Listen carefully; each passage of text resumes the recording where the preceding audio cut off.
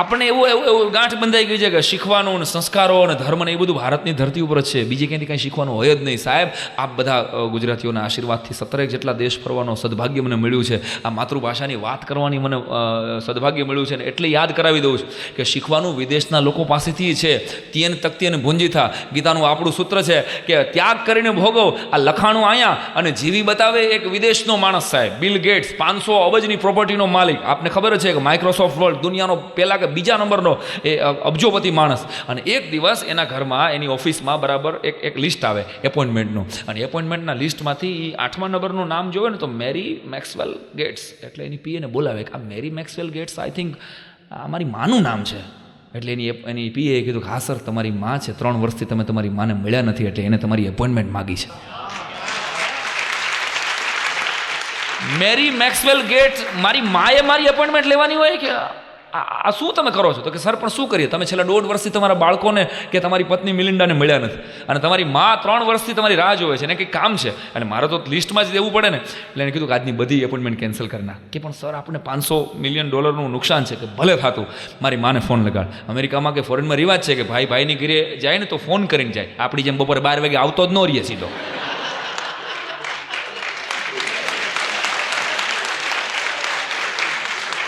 આપણે તો 12:30 ઠપકે, સાયરાભાઈ તમારા સિવાય મને કોઈની ઘરે જમવાનું ભાવે નહીં.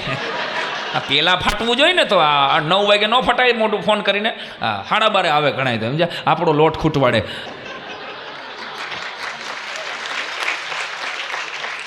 આ શિષ્ટાચાર છે સાહેબ. કોઈની પણ ઘરે જાઓ, ભલે સગો ભાઈ હોય, ભાઈ હું તને મળી શકું? તો અમેરિકામાં તો પૂછ્યું, બિલ ગેટ્સે ફોન કર્યો મેરી મેક્સવેલ ગેટ્સ એની પોતાની માને કે માં હું તને મળવા માગું છું, હું તને કાલ મળી શકું?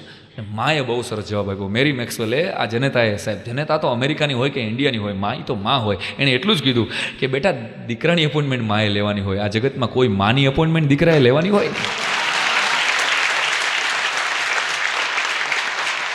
અને વાત બહુ લાંબી છે પણ ટૂંકમાં કરું છું. આ દીકરો એને મળે, બિલ ગેટ્સ અબજોપતિ માઇક્રોસોફ્ટના માલિક તરીકે નહીં, એક દીકરા તરીકે એની માને મળે, એના ખોળામાં માથું મૂકીને રડી લે અને માં બહુ રાજી થાય કે બેટા અમને પ્રાઉડ ફીલ થાય છે કે તું આટલો દુનિયાનો મહાન માણસ, તારી પાસે આટલા બધા સંપત્તિ છે, તો શા માટે મને બોલાવ્યો, શા માટે યાદ કર્યો? તો કે મારું એક મને એમ થાય છે કે હું હવે કદાચ ગમે ત્યારે મરી જાઉં, તારી પાસે આટલા બધા રૂપિયા છે, તું ઘણા બધા સારા કામ કરતો હોઈશ, પણ બેટા મને એ સમાચાર મળ્યા છે કે આફ્રિકાની અંદર HIV એડ્સથી કેટલા બધા બાળકો જન્મતા હોય મરી જાય છે, એની માટે ઘણા બધા રૂપિયાની જરૂર પડે એમ છે. આની રસી જો તારા પૈસામાંથી શોધાય ને તો આઈ થિંક મને મારું મોત સુધરશે. આવું મેરી મેક્સવેલ ગેટ્સે એની માએ બિલ ગેટ્સને કીધું અને ચોધાર આંસુડે રડી. અને ત્યારે ને ત્યારે ઇસી મિનિટે બિલ ગેટ્સે પોતાની કંપનીમાંથી ચેરમેન પદે રાજીનામું આપ્યું અને માઇક્રોસોફ્ટનો એડવાઇઝર થઈને રહ્યો.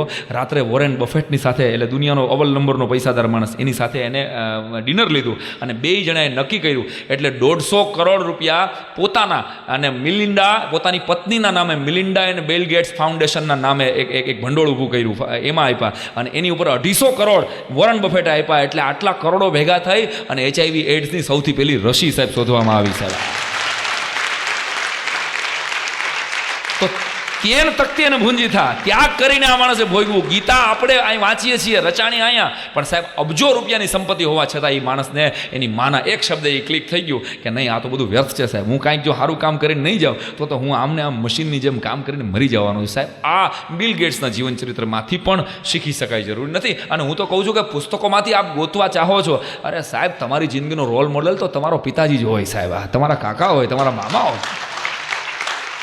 એને એટલો સંઘર્ષ કરીને, અને યાદ રાખજો, જે યુવાનો ફેસબુક ઉપર બેઠા રહીએ છે એ બધાને વિનંતી કે જે છોકરાને એના મા બાપની પરસેવાની કદર નથી હોતી ને એની જગત કોઈ દી કદર નથી કરતું સાહેબ, એની જગત. એટલે મારી આ વાત આખી ફીફા કાંડે ફેસબુકના માધ્યમથી તમને કહું છું કે મેરી રજૂઆત ગલત હો सकती है સાહેબ, मेरी पीड़ा गलत नहीं, मेरी रजूआत गलत हो सकती है, मेरी पीड़ा गलत नहीं है. કોકના વેદ વાંચવા હેલા છે સાહેબ, કોકની વેદના વાંચવી બહુ અઘરી છે. એથી આગળ કહું છું કે આપણે બધાને હેપીનેસ પરમેનન્ટ જોઈએ છે. હેપીનેસ, સુખ ને આનંદ 24 કલાક રહેવો જ જોઈએ, એમાં કાંઈ ઘટાડો ન થવો જોઈએ. હેપીનેસ પરમેનન્ટ જોઈએ છે અને પેઇન ટેમ્પરરી પણ નથી જોતી.